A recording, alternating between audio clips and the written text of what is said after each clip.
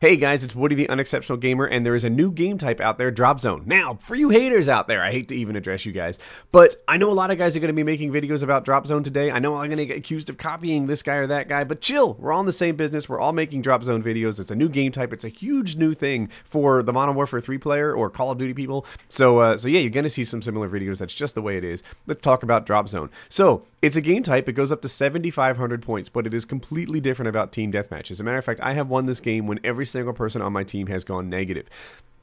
I've lost this game when, we've all done pretty well. It's about getting your character in the hot zone. That's it. That is how you win this game. Get yourself in the hot zone. If you're worried about giving up kill streaks, right? In domination, oftentimes they say, well, the Slayer actually plays a really big role. He's so helpful. And that's true. There is a lot to be said for a Slayer. It is hard to win a domination game when there's air support raining down on you.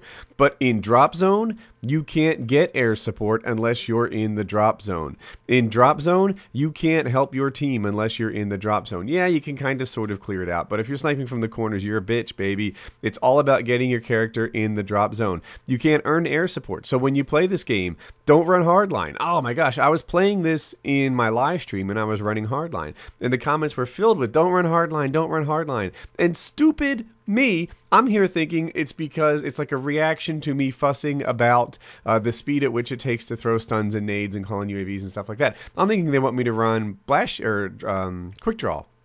But the truth is, they see me running hardline in drop zone, and, it's something I like. It's on a lot of my classes. But now I realize, hardline, because you can't earn your own kill streaks in this, you can only get them by being in the drop zone, then, it was a total waste of a perk, and I was out of the game, right? I wasn't doing what I was supposed to be doing. So let's sync up the rules on this one more time.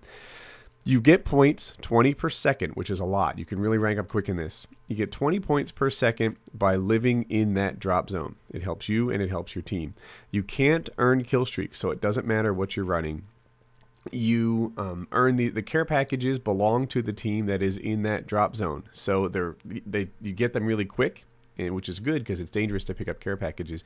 You get them really quick if they're friendly, and you get them really slow if they're enemies, so it's extra important to be in that drop zone. And sometimes there are decoys, and obviously you want them to be yours because care packages look extra legit in this game mode because they all come from the sky, they're all good, but that means that decoys are extra effective.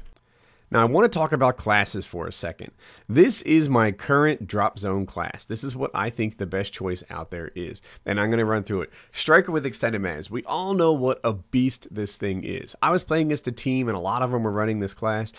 Because the way drop zone is, because everybody's trying to occupy the same, domination radius type circle, then you're going to find a lot of close quarters activity. Everybody's going to be right on top of each other. If you're sniping, you're in the wrong game type. This isn't it for you unless you're a bitch in the corner. We covered that guy already. So the striker is huge. Now, when I played against the striker, it felt totally OP and unfair, and it was like, oh my gosh, I'm getting crushed. It's not right. Now, when I put the striker in my own hands, predictably, its weaknesses start to come through. It really is kind of hard to kill a guy at long range with the striker, and oftentimes you find yourself running all the way across the map. You can hear me complaining like a little girl, oh my god, I spawned over in Narnia, it's really not fair. But the striker or an SMG, I think, are the ways to go. For my secondary, well, that was just there from before. I hardly even pull out my secondary in this game type. You need a nade. I think a lethal grenade is really helpful. I could also see running a secondary of like a javelin. I forgot to mention that. I bet that might be pretty useful in a game like Drop Zone. Nades are huge in this game. Trophy system, the counter to the nade, is also pretty huge in this game. Another non-lethal attachment or non-lethal equipment that I could see working out really well is the Tack Insertion, because sometimes I'm frustrated in this game mode because I find myself traveling. It almost bores me into playing badly. It's a fast-paced game, but you play the thing on Village and you run, and I can see where a Tack Insert might be really helpful on a game type like this one. But trophy system, if you're on the capture, if you're sitting there getting your care packages, getting the points for the team, doing your thing, then the nades are going to just rain down on you, and the trophy system will take out 2 of them. If you and your teammates and a couple guys are running trophy systems, then nades are just out of the game. They don't even count. So that's a good thing.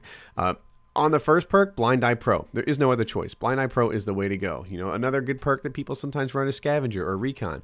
But you know what? You already know where these guys are going to be. In Scavenger, you're not going to live that long. If you're playing this game to win it, if you're earning those care packages for your team, if you're earning those points for your team, then you're going to die a lot. And Scavenger Pro isn't really necessary. My Scavenger is dying. But Blind Eye is huge because you're going to have payloads in the air, you're going to have helicopters in the air, etc. Blind Eye is a really big deal. On the second perk, Blast Shield Pro. Blast Shield Pro is gigantic, and I really don't see many other choices to run over on the second perk. Oh, by the way, the first one may be Extreme Conditioning because you have to get there, but on the second one, it's got to be Blast Shield Pro. That's the one that is most valuable on the drop zone game type. And then the last one, I have Steady Aim Pro here, but I think there's a strong case to be made for Sit Rep Pro, and here's why. Those care packages that drop from the sky are sometimes decoys. Is that what they're called, decoys? And where when you open them, they kill you. And then, you know, you see bouncing Bettys in this game type a lot too, and Claymores, because people are using them to keep themselves alive as you get rushed from, you know, towards that drop zone capture point. So I have Steady Aim on here, but I think that I could see a Sit Rep case being made. And by the way, if you're trying to rank up Sit Rep, this might be the game mode to do it because you see a whole lot of stuff. You know, people are dropping trophy systems, people are dropping bouncing Bettys, people are dropping Claymores. You're gonna have an easier time finding those sorts of things in this game type, drop zone, than you are in like a domination or a free for all or something like that, where you know you spot them here and there, but it's hard to really get all the equipment destroyed that you want to destroy. So that's it. That's how you play drop zone. This is the class that I think is best. Maybe swap Steady Aim for Sit Rep. And oh, and by the way, strike package doesn't matter. Doesn't matter at all because you can't earn strike packages in this game type. So I hope you liked the video. I hope you enjoyed it, and have a good day. If you're new around here, you can click on subscribe in the top right and join the team. 2 videos you may have missed. How to play with Woody's Gamertag is one that's just come out, and it's mostly about the live streams, how to join my session and get some new people in there. And it actually works for almost anybody, but it's really designed to help people get in my live sessions and play with me because that's what I do. The bottom one is lag compensation fixed, and I detail the latest patch and tell you guys, you know, about Infinity Ward's efforts to make lag compensation better for everybody. Links in the description to t-shirts, Facebook and Twitter, surprise video on the right, and don't forget to sub. Have a good day.